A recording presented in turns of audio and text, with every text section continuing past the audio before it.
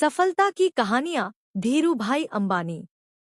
एक आदमी जो हाई स्कूल की शिक्षा भी पूरी नहीं कर पाया।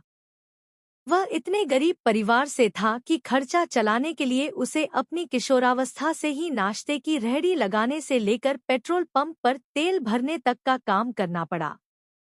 ऐसे लड़के ने जब एक वृद्ध के तौर पर दुनिया को अलविदा कहा तो उसकी संपत्ति का मूल्य 62,000 करोड़ रुपए से भी ज्यादा था। अगर आप अब भी इस शख्सियत को नहीं पहचान पाएं, तो हम बात कर रहे हैं धीरूभाई अंबानी की। एक ऐसा सफल चेहरा जिसने हरेक गरीब को उम्मीद दी कि सफल होने के लिए पैसा नहीं नियत चाहिए। सफलता उन्हीं को मिलती है जो उसके लिए जोखिम उठाते हैं। धीरूभाई ने बार बार साबित किया कि जोखिम लेना व्यवसाय का नहीं, आगे बढ़ने का मंत्र है। शुरुआती जीवन। 28 दिसंबर 1932 को गुजरात के जूनागढ़ के छोटे से गांव चोरवाड़ में धीरजलाल हीरालाल अंबानी का जन्म हुआ। पिता गोवर्धन भाई अंबानी एक शिक्षक थे। माता जमनाबेन एक सामान्य गृहिणी थी। धीरूभाई के 4 भाई बहन और थे। इतने बड़े परिवार का लालन पालन करना अध्यापक गोवर्धन भाई के लिए सरल काम न था।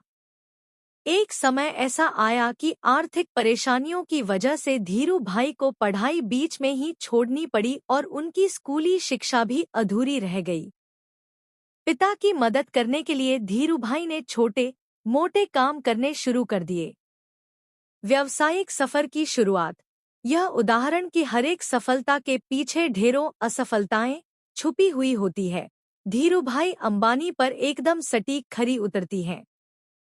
पढ़ाई छोड़ने के बाद पहल धीरूभाई ने फल और नाश्ता बेचने का काम शुरू किया, लेकिन कुछ खास फायदा नहीं हुआ। उन्होंने दिमाग लगाया और गांव के नजदीक स्थित धार्मिक पर्यटन स्थल गिरनार में पकोड़े बेचने का काम शुरू कर दिया। यह काम पूरी तरह आने वाले पर्यटकों पर निर्भर था, जो साल के कुछ समय तो अच्छा चलता था, बाकी समय इसमें कोई खास लाभ नहीं था। धीरूभाई ने इस काम को भी कुछ समय बाद बंद कर दिया। बिजनेस में मिली पहली 2 असफलताओं के बाद उनके पिता ने उन्हें नौकरी करने की सलाह दी। नौकरी के दौरान भी बिजनेस। धीरूभाई के बड़े भाई रमणीक भाई उन दिनों यमन में नौकरी किया करते थे। उनकी मदद से धीरूभाई को भी यमन जाने का मौका मिला। वहां उन्होंने शेल कंपनी के पेट्रोल पंप पर नौकरी की शुरुआत की और महज 2 साल में ही अपनी योग्यता की वजह से प्रबंधक के पद तक पहुंच गए। इस नौकरी के दौरान भी उनका मन इसमें कम और व्यवसाय करने के मौकों की तरफ ज्यादा रहा। उन्होंने उस हरेक संभावना पर इस समय में विचार किया कि किस तरह वे सफल बिजनेसमैन बन सकते हैं। 2 छोटी घटनाएं बिजनेस के प्रति उनके जुनून को बयां करती हैं। यह दोनों घटनाएं उस समय की है जब वे शेल कंपनी में अपनी सेवाएं दे रहे थे। जहां वे काम करते थे, वहां काम करने वाला कर्मियों को चाय महज 25 पैसे में मिलती थी, लेकिन धीरूभाई पास ही एक बड़े होटल में चाय पीने जाते थे, जहां चाय के लिए 1 रुपया चुकाना पड़ता था। उनसे जब इसका कारण पूछा गया तो उन्होंने बताया कि उसे बड़े होटल में बड़े बड़े व्यापारी आते हैं और बिजनेस के बारे में बातें करते हैं। उन्हें ही सुनने जाता हूँ ताकि व्यापार की बारीकियों को समझ सकूं। धीरूभाई ने अपने ही तरीके से बिजनेस मैनेजमेंट की शिक्षा ली, जिन्होंने आगे चलकर व्हार्टन और हार्वर्ड से पारंपरिक तरीके से डिग्री लेने वाले को नौकरी पर रखा। इसी तरह दूसरी घटना उनकी पारखी नज़र और अवसर भुनाने की क्षमता की ओर इशारा करती है।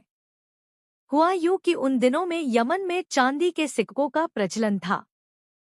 धीरूभाई को एहसास हुआ कि इन सिक्कों की चांदी का मूल्य सिक्कों के मूल्य से ज्यादा है और उन्होंने लंदन की एक कंपनी को इन सिक्कों को गलाकर आपूर्ति करनी शुरू कर दी। यमन की सरकार को जब तक इस बात का पता चलता वे मोटा मुनाफा कमा चुके थे। ये दोनों घटनाएं इशारा कर रही थी कि धीरूभाई अंबानी के पास एक सफल बिजनेसमैन बनने के सारे गुण हैं। चुनौतियां और सफलता। यमन में धीरूभाई का समय बीत रहा था कि वहां आज़ादी के लिए लड़ाई शुरू हो गई और ढेरों भारतीयों को यमन छोड़ना पड़ा। इस परेशानी के आलम में धीरूभाई को भी यमन छोड़ना पड़ा। ईश्वर ने एक सफल बिजनेसमैन बनाने के लिए परिस्थितियां गढ़नी शुरू कर दी।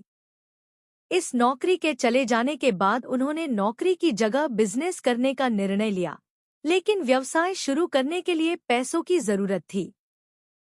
धीरूभाई के पास निवेश के लिए बड़ी रकम नहीं थी, इसलिए उन्होंने अपने मामा त्रयंबकलाल दामानी के साथ मसालों और शक्कर के व्यापार की शुरुआत की। यहीं पर रिलायंस कमर्शियल कॉरपोरेशन की नींव पड़ी। इसके बाद रिलायंस ने सूत के कारोबार में प्रवेश किया। यहाँ भी सफलता ने धीरूभाई के कदम चूमे और जल्दी ही वे बॉम्बे सूत व्यापारी संघ के कर्ता धर्ता बन गए। यह बिजनेस जोखिमों से भरा हुआ था और उनके मामा को जोखिम पसंद नहीं था, इसलिए जल्दी ही दोनों के रास्ते अलग हो गए। इससे रिलायंस पर कोई खास फर्क नहीं पड़ा और 1966 में रिलायंस टेक्सटाइल्स अस्तित्व में आया। इसी साल रिलायंस ने अहमदाबाद के नरोदा में टेक्सटाइल मिल की स्थापना की। विमल की ब्रांडिंग इस तरह की गई कि जल्दी ही यह घर में पहचाना जाने लगा और विमल का कपड़ा बड़ा भारतीय नाम बन गया। विमल दरअसल उनके बड़े भाई रमणीक लाल के बेटे का नाम था। इन्हीं सब संघर्षों के बीच उनका विवाह कोकिलाबेन से हुआ, जिनसे उन्हें 2 बेटे मुकेश और अनिल तथा 2 बेटियां दीप्ति और नीना हुईं। उन्होंने इसके बाद कभी पीछे मुड़कर नहीं देखा और रिलायंस कपड़े के साथ ही पेट्रोलियम और दूरसंचार जैसी कंपनियों के साथ भारत की सबसे बड़ी कंपनी बन गई। इन सबके बीच धीरूभाई अंबानी पर सरकार की नीतियों को प्रभावित करने और नीतियों की कमियों से लाभ कमाने के आरोप भी लगते रहे। उनके और नुस्ली वाडिया के बीच होने वाले बिजनेस घमासान पर भी बहुत कुछ लिखा गया। उनके जीवन से प्रेरित एक फिल्म गुरु बनाई गई, जिसमें अभिषेक बच्चन ने उनकी भूमिका का निर्वाह किया। लगातार बढ़ते बिजनेस के बीच उनका स्वास्थ्य खराब हुआ और 6 जुलाई 2002 को उनकी मृत्यु हो गई। मृत्यु के बाद उनके काम को बड़े बेटे मुकेश अंबानी ने संभाला। अगर आपको ये वीडियो पसंद आया हो तो वीडियो को लाइक करें और ऐसी ही और वीडियो देखने के लिए मेरे चैनल को सब्सक्राइब करें। धन्यवाद।